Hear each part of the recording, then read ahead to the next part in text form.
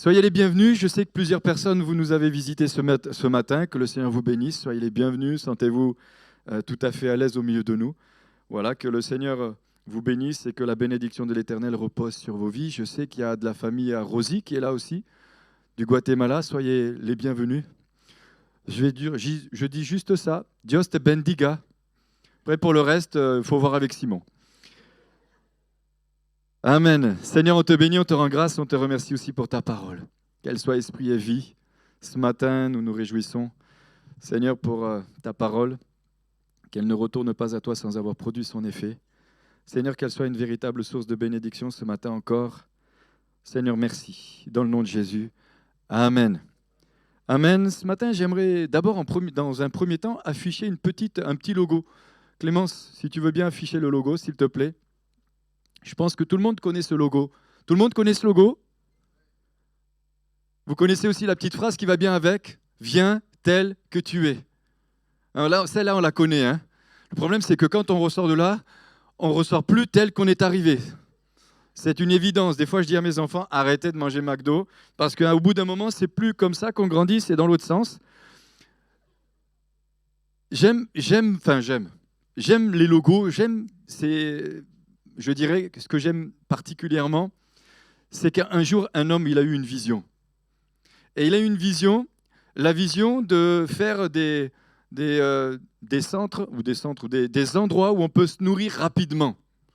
Et ce que j'aime derrière ce logo, non pas que je sois un fan de McDo, hein, moi non, mes filles oui, mais ce que je voudrais dire simplement par là, c'est que cet homme-là ou ces hommes-là, ils ont eu une vision et ils y ont cru. Ils ont cru qu'ils pouvaient, prendre possession de toute la terre et mettre dans de nombreux pays des centres où on allait pouvoir, des endroits où on allait pouvoir se nourrir rapidement. Et ce matin, j'aimerais m'entretenir avec vous sur un thème que j'affectionne partennément. Et je lisais la parole de Dieu récemment, même je la lis tous les jours d'ailleurs, mais dans la parole de Dieu, dans le Lévitique au chapitre 24, il y a un texte qui a attiré particulièrement mon attention. Et ensuite, je vous montrerai quelques autres photos. Donc, Lévitique, chapitre 16, verset 34, il est dit « Ce sera pour vous une prescription perpétuelle, afin qu'une fois, chaque année, l'expiation de tous les péchés se fasse pour les Israélites. On fit ce que l'Éternel avait ordonné à Moïse. » On fit ce que l'Éternel avait ordonné à Moïse. Moi, j'aime les hommes de vision. J'aime les hommes de vision et je crois que Moïse était un homme de vision, Josué était un homme de vision, David était un homme de vision. Et dans la parole de Dieu, nous voyons qu'il y a beaucoup d'hommes et de femmes d'ailleurs qui étaient et qui ont été des hommes et des femmes de vision. Je crois qu'aujourd'hui, il y a encore des gens qui sont de véritables hommes de vision. Et nous, en tant qu'enfants de Dieu, peuple de Dieu, chrétiens, croyants, nous devons être des hommes et des femmes de vision. Jésus a donné à ses disciples, dans Matthieu chapitre 28, à partir du verset 18, il est dit « Allez par tout le monde et faites de toute la création des disciples. Et baptisez-les au nom du Père, du Fils et du Saint-Esprit, et enseignez-leur à observer tout ce que je vous ai prescrit. » Le Seigneur Jésus a donné une vision à ses disciples. La vision était d'annoncer la parole de Dieu dans le monde entier. Et je crois que cette vision, elle est encore actuelle. Et je crois qu'il y a des exemples dans le monde d'hommes qui ont reçu des visions et qui ont su la répandre, la transmettre, la communiquer. Ils ont su partager ce qu'ils avaient reçu. Mais dans ce texte qui m'interpelle, c'est qu'ils ont su ou ils ont accepté la vision que Dieu avait donnée à un homme qui s'appelle Moïse. Et je crois que dans ce que Dieu veut faire au travers de chacun de nous, je crois profondément que Dieu veut nous utiliser dans ce que lui nous a partagé ou dans ce que lui a mis dans nos cœurs pour que nous puissions nous aussi voir la gloire de Dieu se manifester dans nos vies, au travers de nos vies, mais aussi là où Dieu nous a placés. Et je crois que l'église de l'Épi a reçu une vision. Et je crois que j'ai reçu une vision, nous avons reçu une vision, et je crois que Dieu veut développer cette vision au travers de nous. De temps en temps, vous pouvez dire Amen. Hein. Pourquoi ont-ils réussi ? Qu'est-ce qui a fait que le gars qui a mis en place McDonald's, qu'est-ce qui a fait qu'il a réussi ? Comment se fait-il que cet homme a réussi ? Comment se fait-il qu'il y a d'autres enseignes, beaucoup de structures dans le monde. Moi, j'ai travaillé chez Géodis, c'était une entreprise gigantesque dans le monde entier. Il y a des associations, il y a des entreprises qui ont réussi à se développer dans le monde entier. Et si des entreprises ont réussi à se développer, l'Église doit se développer aussi. Parce que l'Église doit avoir un impact, pas simplement là où elle est placée, elle doit avoir un impact dans le monde entier. La Bible nous dit que Jésus reviendra chercher ceux et celles qui ont cru en lui. Ce n'est pas moi qui le dis. La Bible dit encore dans Jean 3,16, car Dieu a tant aimé le monde qu'il a donné son Fils unique afin que quiconque croit en lui ne périsse pas, mais qu'il ait la vie éternelle. Le plan de Dieu, c'est que tous les hommes soient sauvés. Mais il veut sauver l'humanité au travers de son Église, au travers d'hommes et de femmes qui ont compris le message de la parole de Dieu, qui ont compris les défis qui étaient là. Dieu ne cherche pas des individuels. Dieu cherche une église. Dieu cherche un peuple. Dieu cherche des hommes qui sont capables de relever le défi et qui sont prêts à relever les défis. Et moi, je crois profondément que Dieu cherche des hommes qui soient capables aussi de rentrer dans la vision que Dieu a donnée à certains hommes. Ça, ce n'est pas populaire. Parce qu'on vit dans une société où chacun a envie de faire ce qu'il a envie. Il y a beaucoup d'individualisme. Mais quand on essaye de faire ce qu'on a envie, c'est une bonne chose. Pour certains, c'est bien. Mais si eux, ils ont réussi, c'est parce qu'ils n'étaient pas tout seuls. Ils n'étaient pas tout seuls. Ils ont commencé. Mais petit à petit, ça s'est développé. Des hommes et des femmes les ont rejoints. Des hommes et des femmes qui ont compris la vision et qui sont rentrés dans cette vision. Est-ce qu'on peut afficher encore 2 autres images ? Moi, je suis toujours émerveillé lorsque je vois le tabernacle, la manière dont il a été construit. Quand nous lisons la Bible, nous nous imaginons le tabernacle, comment il a été construit. Mais je rappellerai simplement que cette vision a été donnée à Moïse. C'est Moïse qui a reçu la vision qu'il fallait que lorsqu'il soit dans le désert, il construise un tabernacle pour que le peuple puisse venir et apporter les sacrifices. Dieu a donné une vision à un homme. Et la manière dont elle a été, j'allais dire, transcrite, ou la manière dont ce tabernacle a été construit, c'est extraordinaire. Il y a le parvis, le lieu saint et le lieu très saint. Il a été construit d'une certaine manière. Ce n'est pas n'importe qui construisait le tabernacle. C'était les Lévites qui dormaient tout autour, et c'est les Lévites qui ont construit le tabernacle. C'était des hommes qui étaient oints, c'était des hommes qui étaient chargés de mission. Ils avaient reçu un mandat, une mission pour construire le tabernacle. Et la manière, si vous piochez un petit peu, si vous méditez, vous lisez, vous allez voir que la manière dont il a été construit, il était construit d'une telle manière que pas n'importe qui non plus n'avait le privilège et le droit de rentrer dans le lieu très saint. Seuls les sacrificateurs avaient le droit de rentrer dans le lieu très saint où était la présence de Dieu. La Shekinah de Dieu, la présence de Dieu, à tel point que ces gens étaient obligés de se sanctifier, parce que s'ils n'étaient pas sanctifiés lorsqu'ils rentraient dans le lieu très saint, ils étaient foudroyés par la puissance de Dieu. Les sacrificateurs étaient vêtus d'un habit et ils avaient une longue corde avec des clochettes. Et quand ils rentraient dans le lieu très saint, lorsqu'ils n'entendaient plus les clochettes, et si le sacrificateur n'avait pas été sanctifié et qu'il était foudroyé sous la puissance de Dieu, il est dit que les autres n'allaient pas à l'intérieur le chercher. Ils le tiraient par la corde. Moi, ce qui m'émerveille, non seulement c'est cette image, c'est cette construction. D'ailleurs, un jour, j'étais à l'école biblique et il y avait une représentation grandeur nature en Suisse et nous sommes allés la voir, la visiter. C'était vraiment interpellant. Mais ce que je voudrais dire, c'est que cette vision, elle a pu se réaliser parce que des hommes et des femmes ont compris ce que Moïse avait reçu. Est-ce que là, vous me suivez ? Ils ont fait ce que l'Éternel avait ordonné à Moïse. Ils ont fait ce que l'Éternel avait ordonné.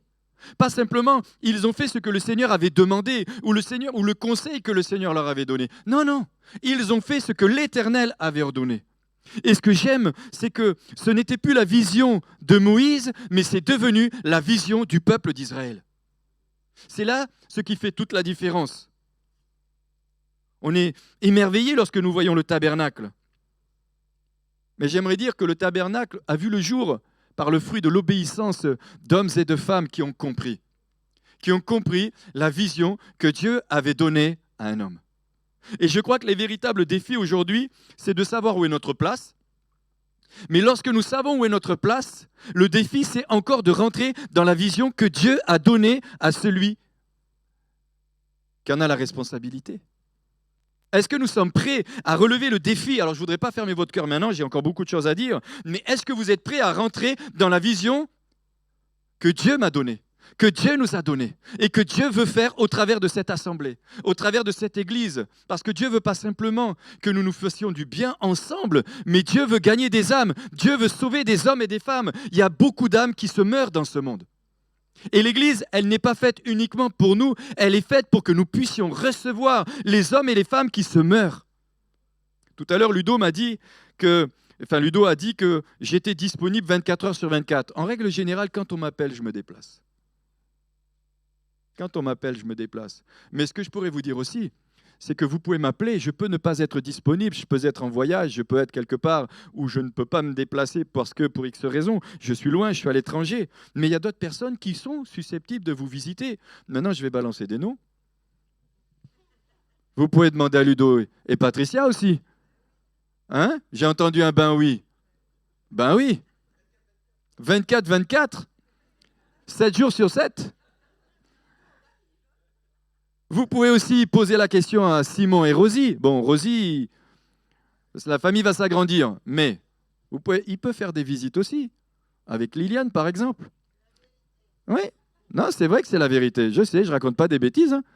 Il y a aussi les gars de race, Daniel et Michel. Bon, je ne vais pas tous vous citer. Vous comprenez ce que je veux dire? J'avance parce que j'ai beaucoup de choses à vous dire ce matin. Écoutez bien. Dans Actes au chapitre 27 et au verset 25, il est dit « C'est pourquoi, hommes, rassurez-vous, car j'ai cette confiance en Dieu qu'il en sera comme il m'a été dit. » Il en sera comme il m'a été dit. La vision et ce verset que je parle, que je voudrais m'entretenir avec vous, ils ont fait ce que l'Éternel avait ordonné. Ça m'a amené à beaucoup de réflexions, à réfléchir déjà depuis un certain nombre de temps. Ça m'a amené à la pensée de la révélation. Moïse a reçu une révélation qu'il a su transmettre. Ça, c'est déjà un véritable défi pour un leader. Pardon si ça vous choque le mot leader, mais leader, c'est un serviteur. Donc je referme la parenthèse, on en reparlera plus tard. Mais il a reçu une vision, une révélation. Il a su la transmettre, la communiquer. Il a su la partager. Ce qu'il a reçu, c'est une vision. Mais cette vision, elle a été aussi acceptée. Elle a été acceptée, elle a été reçue. Mais ça m'amène aussi à la réflexion de me dire que ce qu'il avait reçu, il l'a transmis, il l'a communiqué, il l'a partagé. Mais ça a amené le peuple dans l'obéissance, dans la soumission. Ça a amené à l'unité, ça a amené aussi à un ordre. On ne peut pas recevoir une vision et construire n'importe comment. Lorsque je décide de faire construire ma maison par un architecte, eh bien, j'aime et je souhaite que tout ce qu'il va faire soit en ordre. Je ne voudrais pas que le plaquiste, il monte des trucs d'une certaine façon, que celui qui monte les murs, il me les montre n'importe comment, que les portes, etc. Il faut un ordre, il faut de l'organisation. Ça se monte d'une certaine façon. Chacun est responsable de la tâche qui lui est confiée. Il ne faudrait pas que le peintre vienne peindre les murs alors que les murs n'ont pas encore été isolés. Ça va? Cette semaine, j'ai regardé une petite émission où actuellement, ce qui est à la mode, c'est la construction de maisons en bois. Quand j'ai regardé l'émission, je me suis dit non, je ne vais pas commencer par ça. Quand j'ai vu la manière dont ils ont construit la maison, je me suis dit waouh, il faut que ça soit vraiment sérieux. Et je vous le dis, si vous devez construire votre maison en bois, rapide, très rapide, faites bien attention que le promoteur ne soit pas un loustic. Ça a amené aussi la conviction. Ils étaient convaincus que ce que Moïse avait reçu, c'était la pensée de Dieu. C'était la volonté de Dieu. Et on peut ne pas être en harmonie avec ce qui a été reçu. Mais on peut simplement poser la question au Seigneur en lui disant « Seigneur, mais est-ce véritablement la direction, l'orientation que tu veux que nous prenions ?» J'avance, j'ai vraiment beaucoup de choses à dire. Il a su la transmettre, il a su communiquer. Il avait la connaissance, mais ils ont reçu aussi la connaissance mais ils se sont sentis responsables. Ils avaient la perception. La vision de l'Église, de l'Épi, ces derniers temps, je réfléchissais et je priais pour ça. Et j'aimerais que, Clément, si tu peux m'afficher encore la vision de notre assemblée, la vision de l'Église. Pour moi, elle a 5 axes particuliers. Tu m'as fait quoi là? Tu peux revenir? Et le verset, tu ne l'as pas mis? Actes chapitre 18, versets 9 et 10, il est dit, le Seigneur dit à Paul dans une vision pendant la nuit, sois sans crainte, mais parle et ne te tais pas, car moi je suis avec toi, et personne ne mettra la main sur toi pour te faire du mal, parce que j'ai un peuple nombreux dans cette ville. Dieu a un peuple nombreux dans cette ville qui veut que nous puissions atteindre. Le Seigneur Jésus a une passion débordante pour les âmes. Et il nous lance le défi de gagner des âmes. Pas des âmes pour nous, mais des âmes pour qu'ils puissent rentrer dans le royaume des dieux. Des âmes qui ne deviennent pas des adeptes de l'Église, ni nos adeptes, parce que ce n'est pas ce que nous cherchons. Nous voulons que des hommes et des femmes connaissent le Christ, rencontrent le Seigneur Jésus, qu'ils puissent vivre ce que nous avons vécu, qu'ils puissent vivre véritablement ce que nous avons vécu. Oui, notre vie a changé. Moi, si je suis là ce matin, c'est parce que ma vie a changé, parce que Jésus s'est révélé à moi, parce qu'il m'a montré qu'il était véritablement le chemin, la vérité et la vie. L'Église, et puis, est une vision apostolique, c'est-à-dire le développement. Une vision apostolique veut dire envoyer. Développer le royaume de Dieu impacte la ville, la région, le pays, jusqu'aux extrémités de la terre. Et une église qui équipe chacun pour entrer dans sa destinée. C'est une église qui équipe chacun pour entrer dans sa destinée. Alors il y a plusieurs points, si tu peux me le réafficher s'il te plaît. Premièrement, la mission, implanter de nouvelles églises. Nous voulons implanter de nouvelles églises. Envoyé au Congo, et nous avons actuellement plus de 60 églises au Congo-Brazzaville, et Jean, qui est l'apôtre responsable sur le terrain, eh bien, viendra et sera avec nous à partir de la semaine prochaine. Il sera là particulièrement pour le séminaire du 17, du 18 et du 19. Nous voulons implanter de nouvelles églises. Ritza et Kivan sont à Madagascar. Nous voulons développer l'œuvre. Nous voulons que des églises s'implantent, se développent et que puissent connaître le jour. Deuxième axe, répandre l'évangile, être un phare dans la ville. Nous voulons être un phare. C'est tout l'effet que ça vous fait. Nous voulons être un phare, que les gens puissent savoir que nous avons quelque chose qu'eux n'ont pas. Mais que nous ne voulons pas garder ces choses pour nous, nous voulons leur transmettre l'évangile. Nous voulons leur partager l'évangile. Être un phare dans la ville, dans la région, dans le pays. Gagner des âmes, implanter de nouvelles églises. Nous voulons aussi que des églises soient implantées au loin, mais nous voulons que des églises soient implantées ici. Des cellules, des groupes de vie, des groupes de croissance. Et nous avons parlé tout à l'heure pour des groupes Insté, et nous voulons développer aussi la croissance au milieu de nous. Dieu a un plan, non seulement pour toi, pour moi, pour nous, pour l'Église, mais il a surtout un plan pour ceux qui sont à l'extérieur. Et si l'Église est équipée, si les frères et sœurs sont équipés, ont la maturité nécessaire, il n'y a pas seulement un pasteur ou une équipe qui fera des visites ou qui gagnera des âmes, mais c'est l'Église entière qui sera apostolique, parce que apostolique veut dire envoyer. Répandre l'Évangile. Oui, nous voulons partager le message de l'Évangile. Et la Bible nous dit en plus dans Marc 16, « Voici les signes qui accompagneront ceux qui auront cru. » J'avance. Grandir dans la maturité spirituelle, soigner, structurer, enseigner, affermir, enraciner, guérir, former, équiper, mandater, recommander. Mandater. Développer la vie de l'esprit, quatrième axe. La prière, la louange, l'adoration, l'intercession, la révélation. Oui, je crois à la révélation.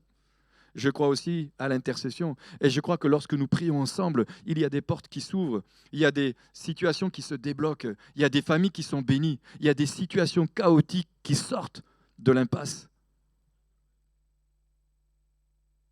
Exercer, travailler à l'unité, la relation de la famille, la cohésion, l'appartenance. Est-ce qu'on peut montrer encore celle qui est derrière, s'il te plaît? Ce matin, on travaille en famille. Voilà. Juste le petit logo.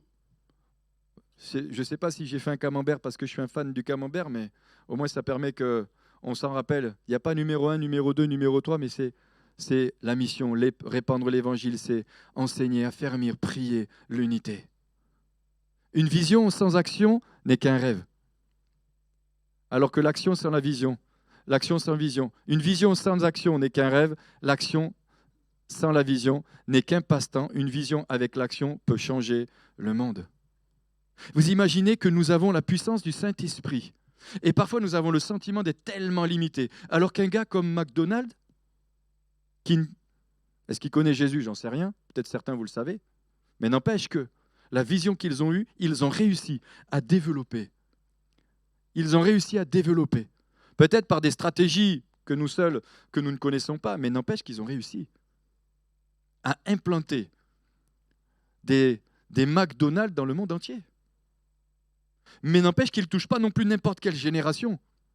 C'est pour ça que je me suis rendu compte aussi que leader, ça dérange la génération, mais que ça ne dérange pas la génération. Je reviendrai sur ça avec Alléluia. J'avance. Notre vision, faire de chaque membre un leader, faire de l'Église un peuple apostolique, tu es donc la solution pour les perdus. J'avance, 3 étapes importantes, parce que c'est important quand même ce que je partage ce matin. Peut-être ceux qui sont là ce matin, qui nous visitent, et vous allez peut-être vous dire, mais c'est quoi ce truc? Ça fait rien, on pourra toujours en rediscuter après. 3 étapes. Premièrement, identifier ce que vous voulez vraiment. C'est important d'identifier ce que nous voulons vraiment. Est-ce que nous voulons continuer comme nous avons vécu jusqu'à aujourd'hui? Ou est-ce que nous croyons qu'il y a des choses que Dieu permet et va permettre que nous puissions changer pour que des choses soient transformées et pour que nous puissions véritablement rentrer dans ce que lui a préparé? On peut continuer comme on a toujours continué. On peut continuer à faire ce que nous avons toujours fait.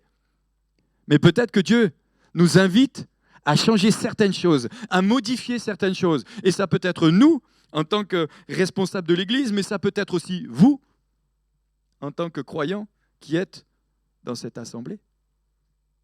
J'avance. 3 choses importantes. Premièrement, identifiez ce que vous voulez vraiment.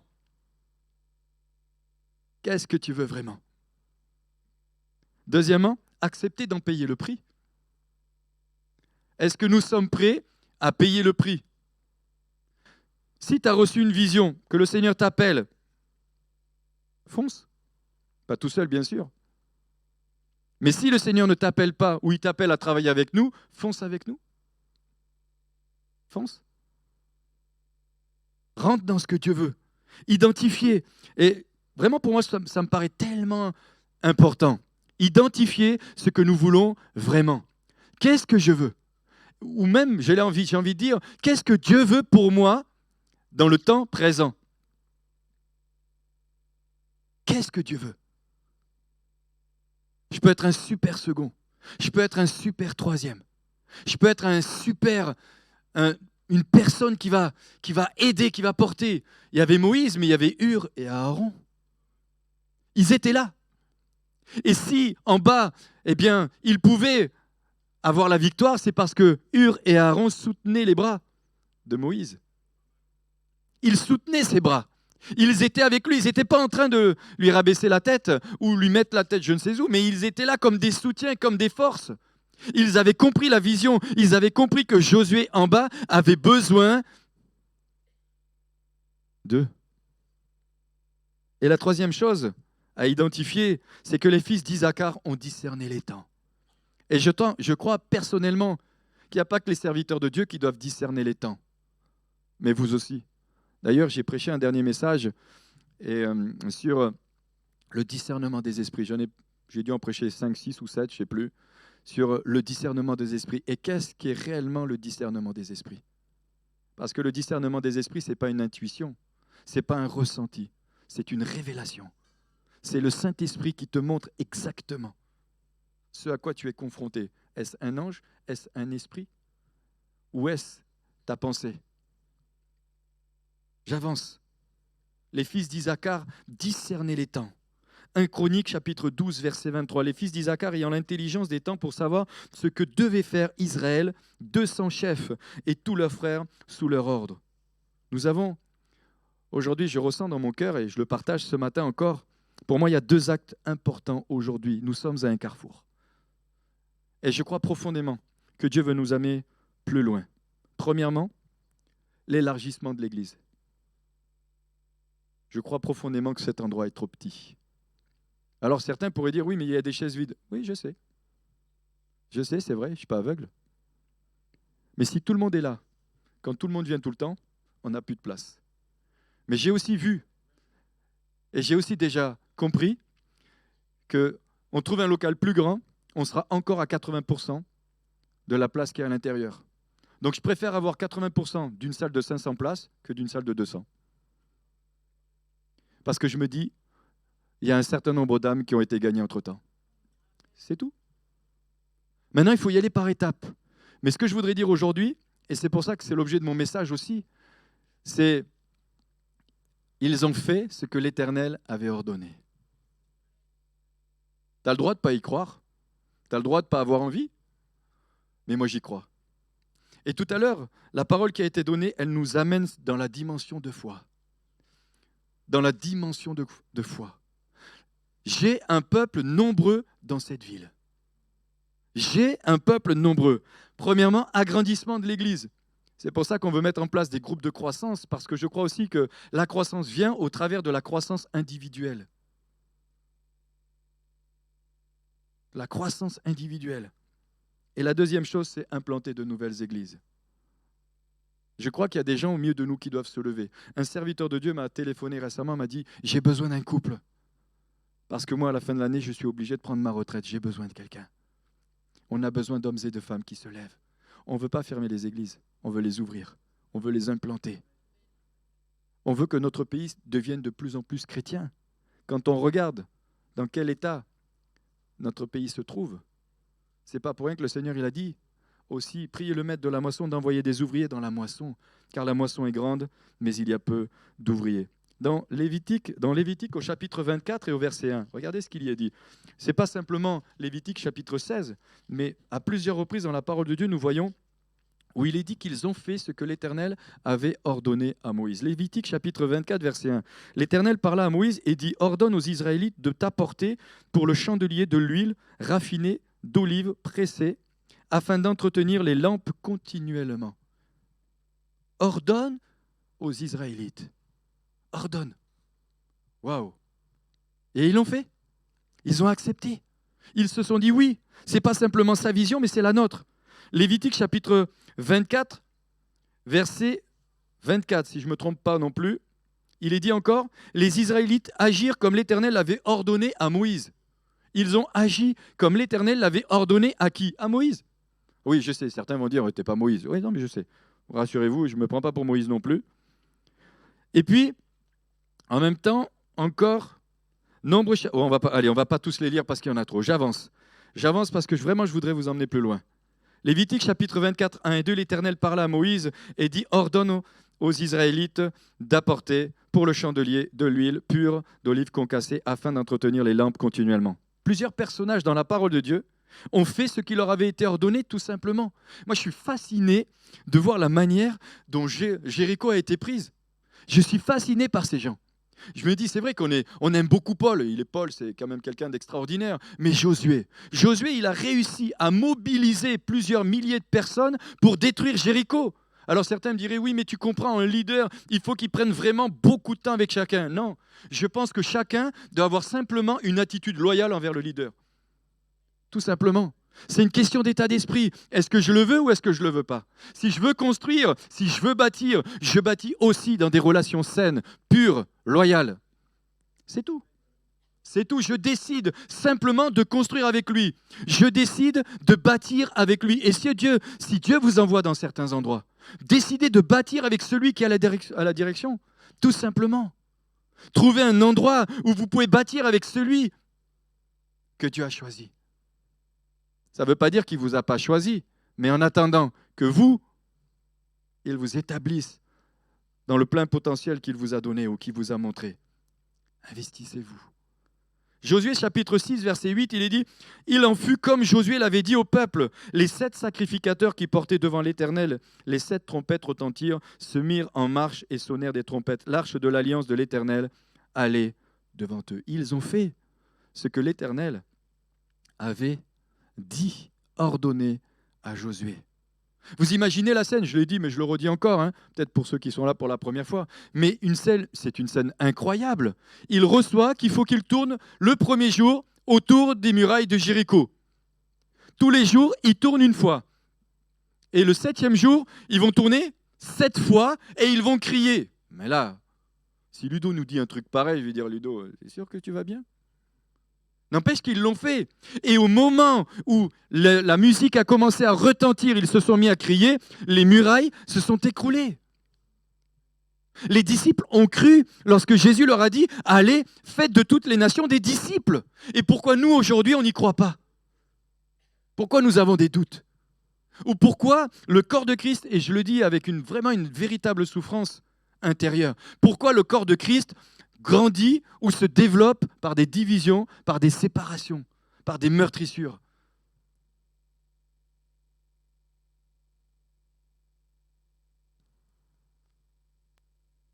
Alors que le Seigneur, il a dit à son peuple et à son Église, allez, faites,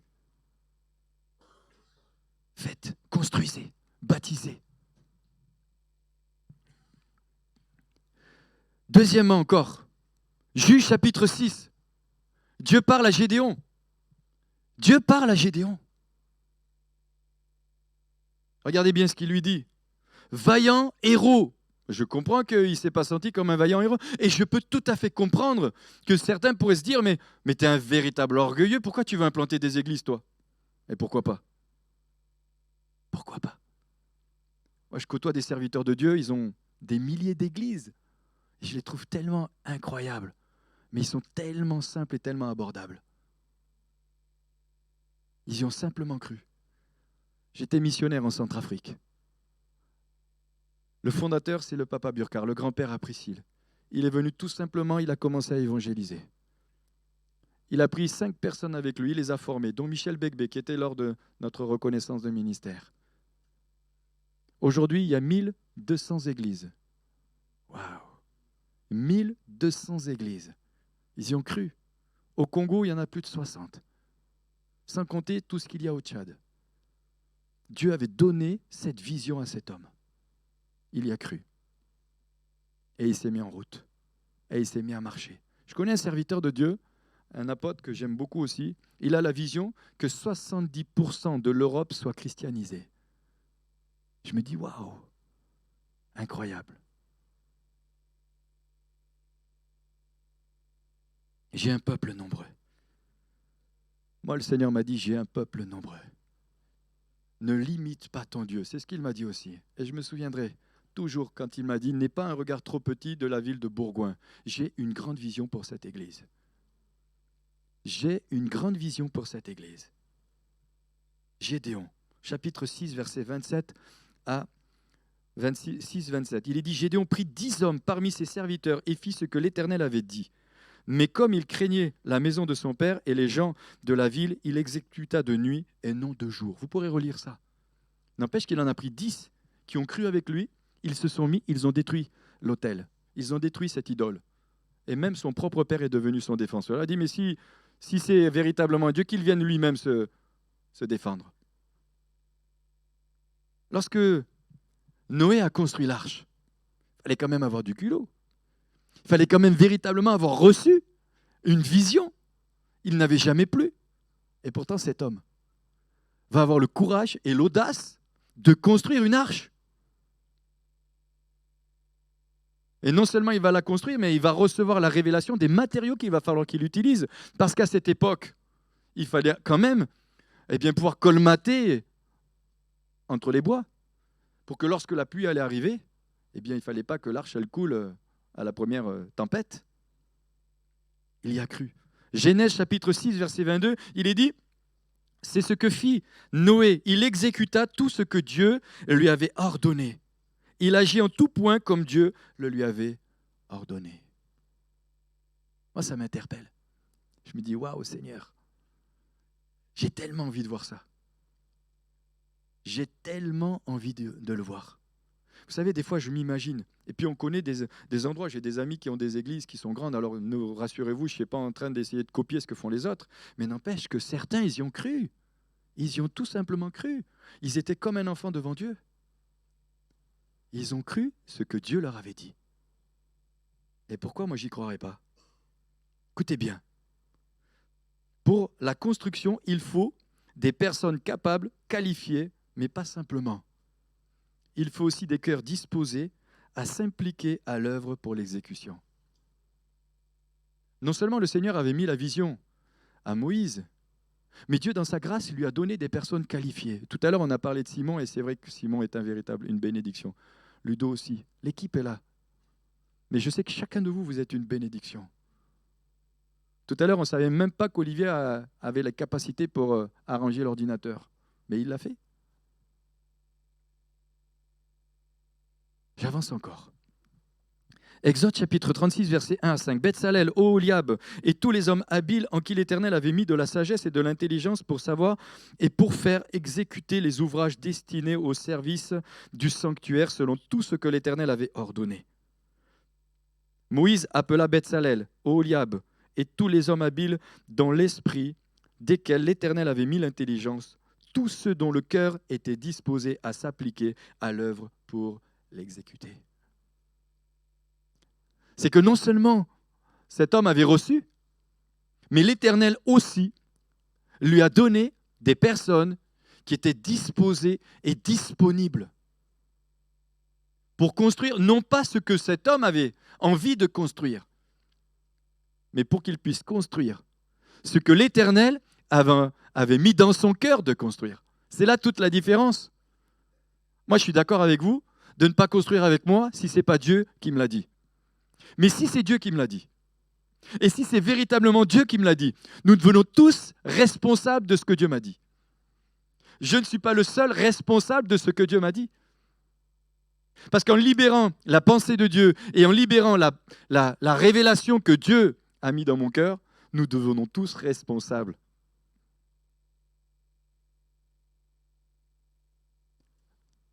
Parce que Dieu veut sauver des âmes.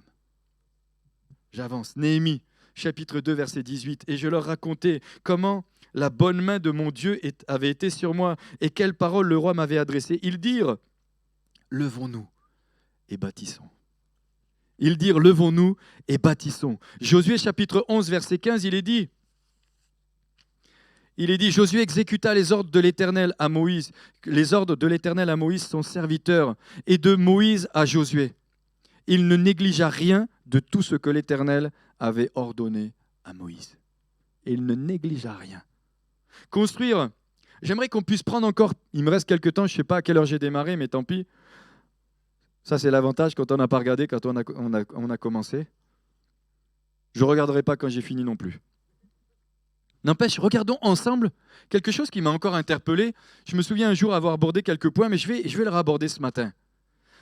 Lorsque le temple a été construit par Salomon, ce n'était pas la vision de Salomon au départ, c'était la vision de son père. C'était David qui avait reçu la vision de construire un temple, et c'est Salomon qui l'a fait. David, c'est un bâtisseur qui a prévu. David a recommandé Salomon, son fils, pour la construction du temple. David a reçu cette vision, mais il a transmis la vision pas à n'importe qui. Il a transmis la vision à quelqu'un qui était destiné et appelé pour le faire. Nous allons prendre ensemble quelques passages rapidement dans 1 Chronique chapitre 28.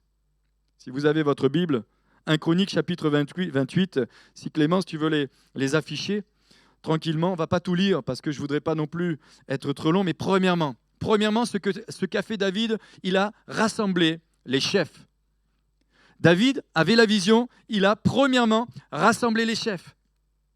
Deuxièmement, il rappelle son désir de construire le temple. Il rappelle simplement aux chefs son désir de construire une maison à l'Éternel. Je ne sais pas si vous me suivez. Une maison où repose l'arche de l'Alliance. Moi, je veux construire une maison à l'Éternel. Une maison plus grande où des âmes viendront se réfugier, où des âmes se sentiront en sécurité dans la présence de Dieu. C'est pour ça que quand j'ai parlé de loyauté tout à l'heure, eh bien, je l'ai enseigné lors du séminaire de la semaine de jeûne et prière, où effectivement, là où il y a la loyauté, il y a la sécurité. Et les âmes qui viennent se sentent émotionnellement, physiquement et spirituellement en sécurité.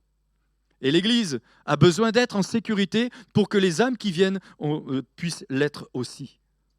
David rappelle tout simplement son désir de construire une maison. Il a une vision de Dieu. Il a reçu une vision de Dieu. L'arche symbolise la présence active de Dieu parmi son peuple. Et moi, je peux vous dire que Dieu est au milieu de nous. Il est au milieu de nous. Il guérit encore aujourd'hui. Il libère encore aujourd'hui. Il délivre et il restaure. Tout n'est pas parfait, je vous l'accorde. À partir du moment où je ne le suis pas, c'est normal. Mais comme vous ne l'êtes pas non plus, on est tous pareils.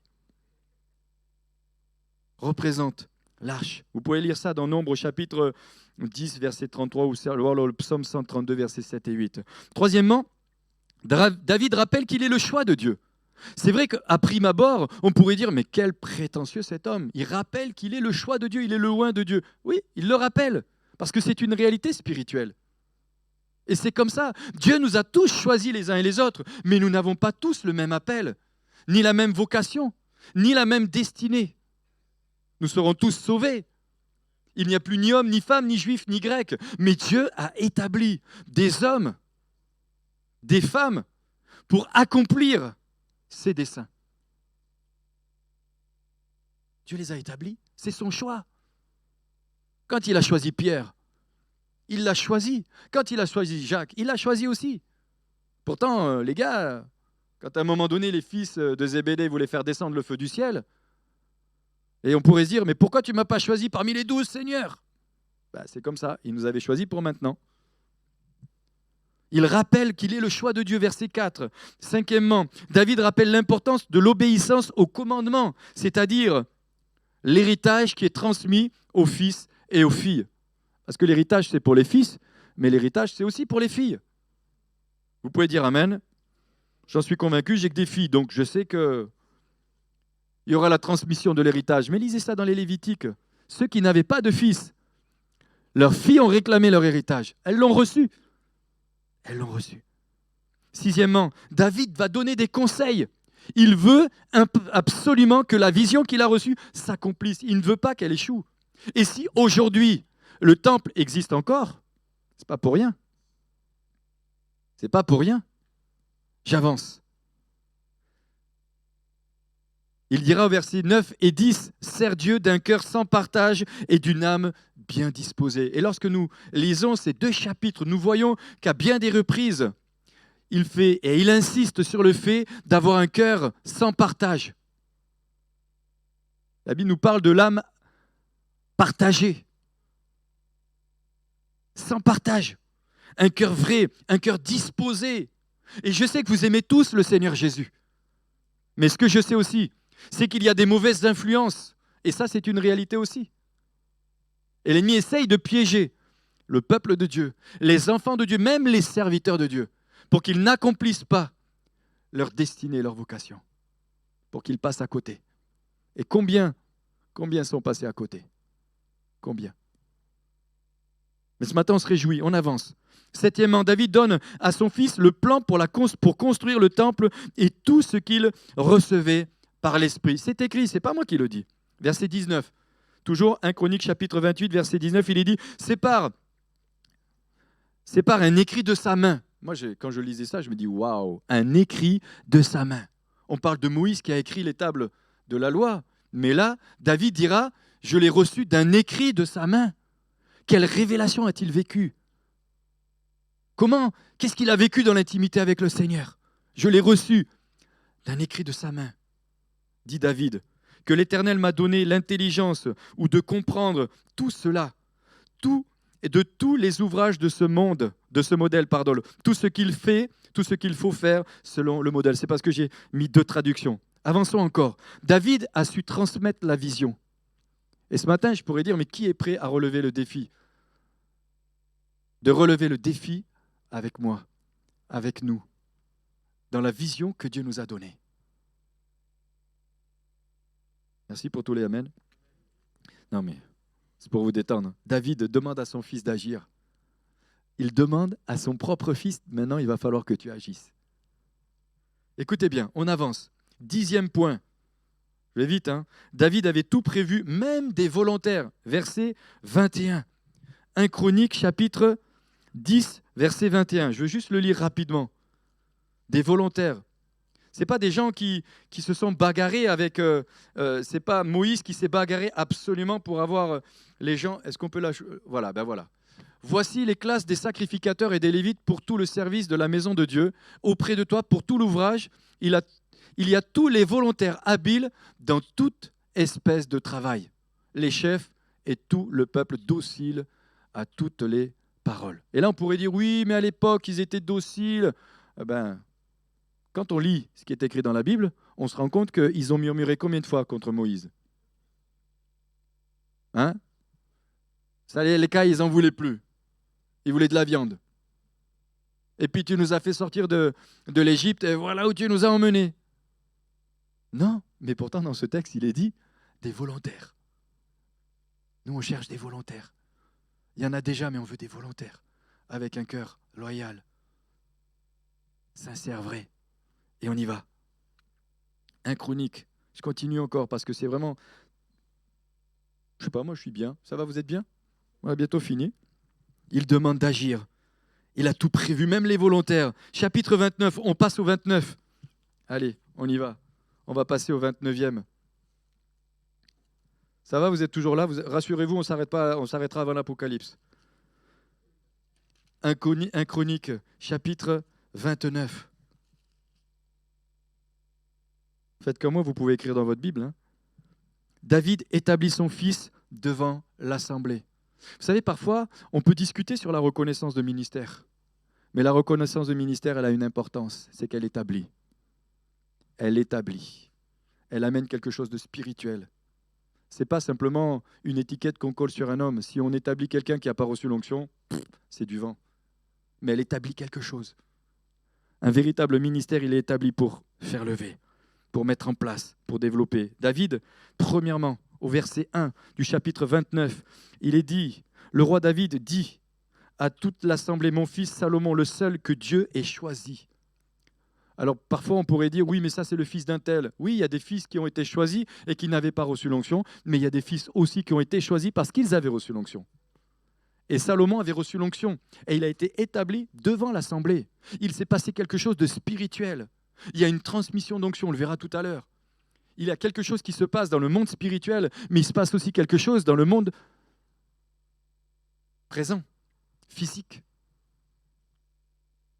Verset 1, l'importance de la reconnaissance. J'avance encore. David, encore un point, 12e. David donne sa fortune pour la construction du temple. David donne tout.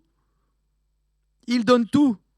Néhémie chapitre 10, versets 39 et 40, il est dit, les sacrificateurs, fils d'Aaron, sera avec les Lévites quand ils lèveront la dîme. Et les Lévites apporteront la dîme et la dîme de la maison de notre Dieu, dans les chambres de la maison du trésor. Vous pourrez lire ça encore. Car les enfants d'Israël et les fils de Lévi apporteront dans ces chambres les offrandes de blé, de mou et d'huile. Moi, je n'ai pas l'habitude de faire un appel aux dons. Je sais que Dieu permet que vous donniez. Et jusqu'à aujourd'hui, vous avez toujours donné. C'est pourquoi je disais encore récemment, on a envoyé une moto récemment au Congo-Brazzaville pour un serviteur de Dieu. Je passe pour aller plus loin. Il y a une énorme joie de David. Et je crois que c'est vrai. Il y a vraiment de la joie pour un serviteur de Dieu de voir une église qui donne. Et moi, je suis réjoui dans cette assemblée. Parce que je sais que vous avez un cœur pour la mission. Vous avez un cœur qui donne. Et je bénis le Seigneur pour ça. Regardez bien. Ils ont fait une offrande volontaire. On ne perd pas de vue la vision que j'ai parlé tout à l'heure.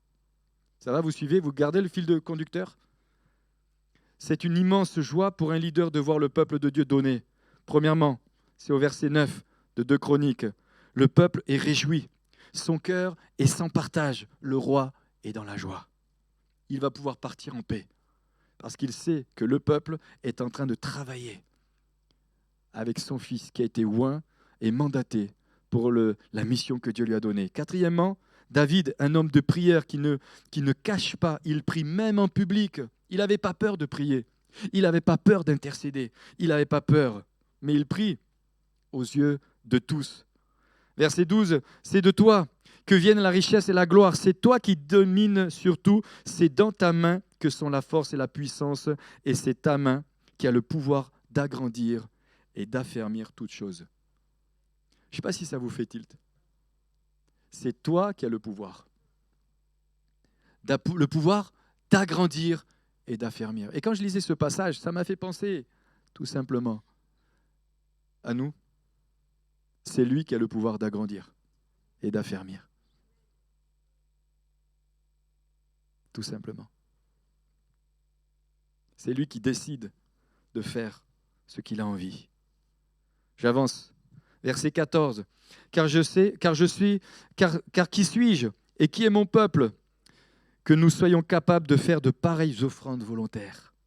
Tout vient de toi et c'est de ta main que vient ce que nous te donnons. Et je crois qu'il y a un principe spirituel. Si nous comprenons que tout ce que nous avons reçu vient de Dieu et que tout ce que nous lui donnons vient de lui, nous avons compris beaucoup de choses. J'avance, je suis obligé de sauter. David intercède pour son fils Salomon. Verset 19. Toutes choses sont faites devant l'Éternel. Salomon proclame pour la deuxième fois Salomon comme un roi. Ça va ? Il le proclame pour la deuxième fois. Et j'ai envie de dire qu'un ministère n'est jamais établi en catimini. Je peux le redire ? Un ministère n'est pas établi en catimini. Il est établi aux yeux de tous. Il est établi dans son assemblée. Ce n'est pas lui qui se recommande. Et ce matin, peut-être certains pourraient dire « Ouais, mais pour qui il se prend celui-là ?» Je ne me prends pour rien du tout, je suis simplement ce que je suis. Mais je crois qui je suis et je sais qui je suis en Christ. Et je sais ce qu'il a fait. Mais je sais aussi ce qu'il veut faire. Et je sais qu'il va le faire. Avec ceux qui veulent le faire. Ou là, vous avez tout noté ? Mais un véritable ministère ne sera jamais établi en catimini. Il est dans la lumière. On voit dans ce passage au verset 22, pour la deuxième fois, il est établi devant tout le monde. Ils mangèrent et burent ce jour-là devant l'Éternel avec une grande joie. Ils proclamèrent roi pour la seconde fois Salomon, fils de David. Ils loignirent d'huile devant l'Éternel comme chef et ils loignirent Tsadok comme sacrificateur. Je rappelle simplement que la vision, c'est de construire le temple au travers de son serviteur. Écoutez bien, juste quelques points, petite parenthèse en ce qui concerne l'onction. Quand il parle, ils loignirent, ils lui ont mis l'onction, ils lui ont donné l'onction. Verset 22, ils lui donnèrent l'onction devant l'Éternel comme conducteur, ainsi qu'à Tsadok comme sacrificateur. L'onction, ça consacre, c'est le sceau de Dieu. L'onction, c'est une consécration, c'est le sceau de Dieu. L'onction, c'est dans l'Ancien Testament, est utilisé dans le tabernacle, du tabernacle étant consacré avec de l'huile. Les rois, les sacrificateurs, les prophètes recevaient l'onction d'huile en signe de consécration. Il y avait un signe extérieur avec cette onction qui est le symbole du Saint-Esprit comme étant consacré. C'est pourquoi dans le temple, pas n'importe qui avait l'autorisation de toucher les ustensiles. C'était que des gens qui étaient oints, qui étaient consacrés.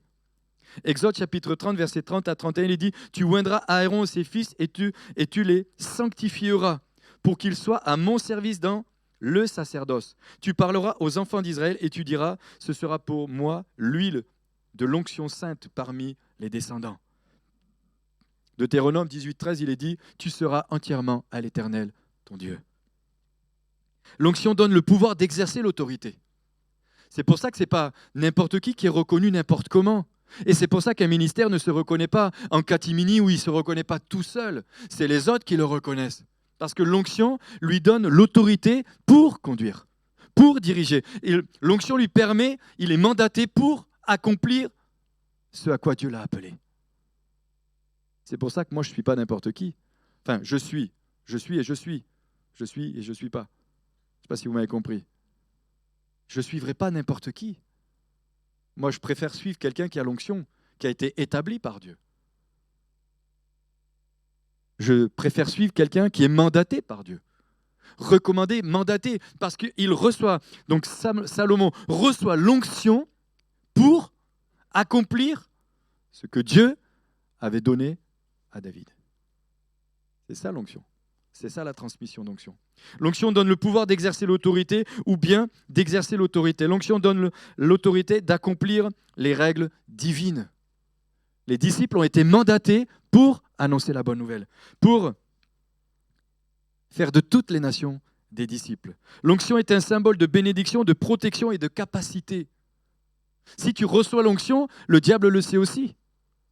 Et le diable le voit aussi. D'ailleurs, lorsque David a été oint comme roi, les Philistins ont commencé à chercher à le détruire. Pourquoi ? Parce qu'ils ont vu qu'ils avaient reçu quelque chose. Il avait été mandaté, ils savaient qu'eux, ils allaient avoir des problèmes. L'onction permet d'exercer une fonction, elle a un but. L'onction prophétique donne la capacité de parler, de révéler les intentions de Dieu à son peuple. L'onction du sacrificateur, c'est-à-dire l'onction sacerdotale, c'était pour les prêtres, ceux qui avaient le privilège de rentrer dans la présence de Dieu, de rentrer dans le lieu saint, et c'est pour ça, dans le lieu très saint. Et c'est pour ça que seul Moïse pouvait rentrer dans le lieu très saint, parce qu'il avait reçu l'onction de la part de Dieu pour y rentrer. Les autres ne l'avaient pas reçu. L'onction royale, c'est les rois qui recevaient cette onction pour pouvoir conduire et diriger le peuple d'Israël. Cette onction était donnée pour transférer la puissance de l'autorité de l'office du roi. La fidélité était exigée de ceux qui recevaient l'onction, sinon ils étaient jetés dehors. Voilà la réalité de ces choses-là. Une fonction sans l'onction est tout simplement une étiquette. Une fonction sans l'onction, c'est une étiquette. Ce n'est pas n'importe qui recommande. D'ailleurs, on le voit, hein, l'onction, elle transforme. Nous voyons dans la Bible que le roi Saül fut littéralement transformé lorsqu'il a été oint.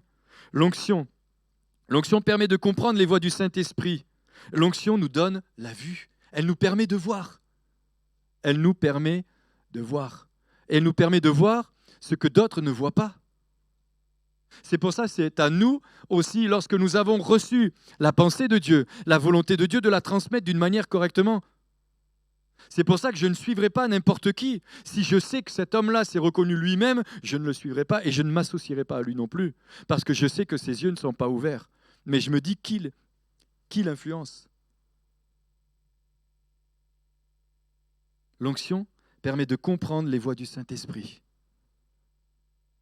Je ne m'éternise pas sur l'Apocalypse chapitre 3 verset 18 où il est dit « Je te conseille d'acheter de moi de l'or éprouvé par le feu afin que tu deviennes riche et tes vêtements blancs afin que tu sois vêtu et que la honte de ta nudité ne paraisse pas et un collier pour oindre tes yeux afin que tu vois. » J'avance, je conclus bientôt. Les musiciens, si vous voulez venir, j'ai bientôt fini. Salomon s'est assis sur le trône. Ce n'est pas n'importe qui s'assoit sur le trône. Il s'est assis sur le trône. Verset 23. Bien-aimés, encore un point. Il y a eu l'acceptation de la transition. Ils ont accepté la transition. Ils ont accepté que ce que David avait reçu, Salomon le fasse. Je dirais simplement, sauf les rebelles, mais sinon tout le monde l'a accepté. Verset 24, tous les chefs et les héros, et même tous les fils du roi David se soumirent au roi Salomon. C'est quand même interpellant. Ils se sont soumis au roi Salomon.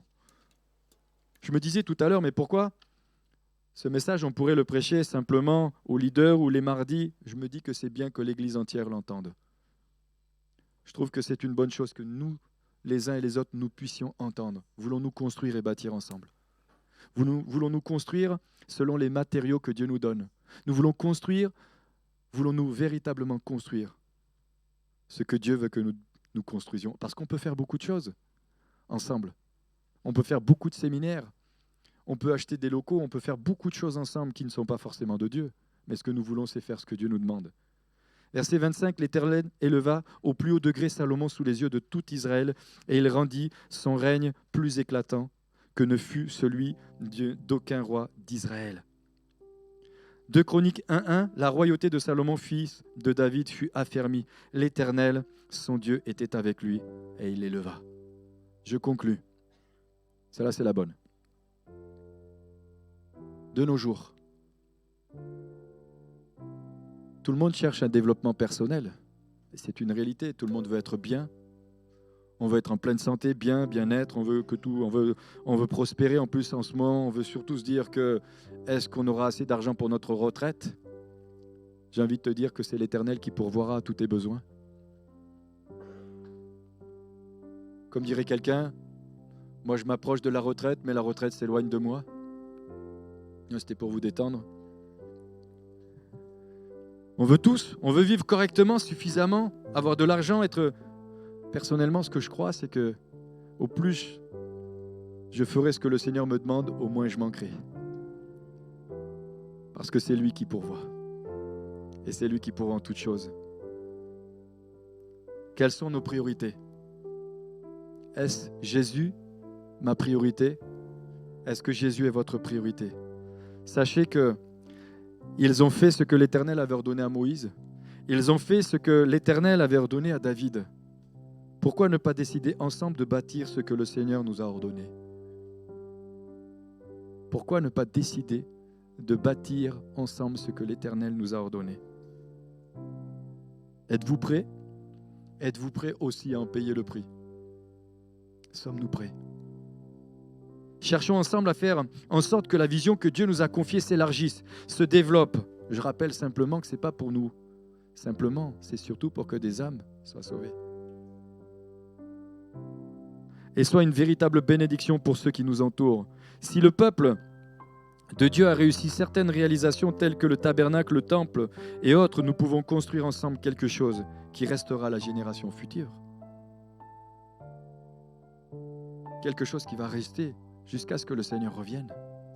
Néhémie chapitre 2, verset 18, il est dit « Et je leur racontais comment la bonne main de mon Dieu était sur moi et quelle parole le roi m'avait adressée. Ils dirent, levons-nous et bâtissons. Ils se fortifièrent dans cette bonne résolution. » Le verset qui m'a véritablement interpellé dans ce texte, et je l'ai pris comme un réma, c'est le verset 11 où il est dit, le verset chapitre 29, verset 11, il est dit, c'est ta main qui a le pouvoir de tout agrandir.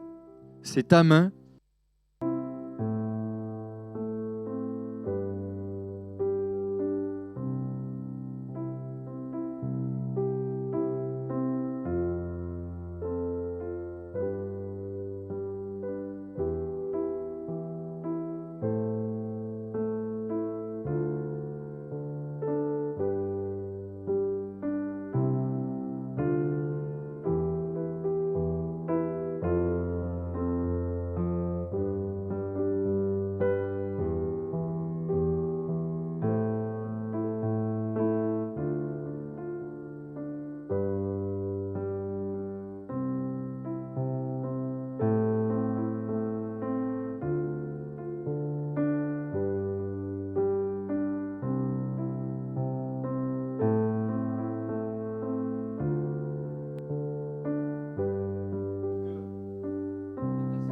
déqualifie, s'implique dans ce projet. Prions pour que la vision soit véritablement communiquée. Moi, j'aimerais bien qu'un jour le Seigneur nous dise, ils ont fait ce que je leur avais ordonné. Ils ont fait ce que l'Éternel leur avait ordonné. Vous imaginez rentrer dans le ciel? Le Seigneur te dit, entre dans la joie de ton maître. Je suis fier de toi parce que tu as fait ce que j'avais ordonné à un tel. Pas ce que je t'avais ordonné à toi, mais ordonné à un tel. Et t'es rentré. Et t'es rentré dans ce que moi j'avais demandé. Est-ce qu'on peut se lever un instant? Seigneur, je veux te bénir.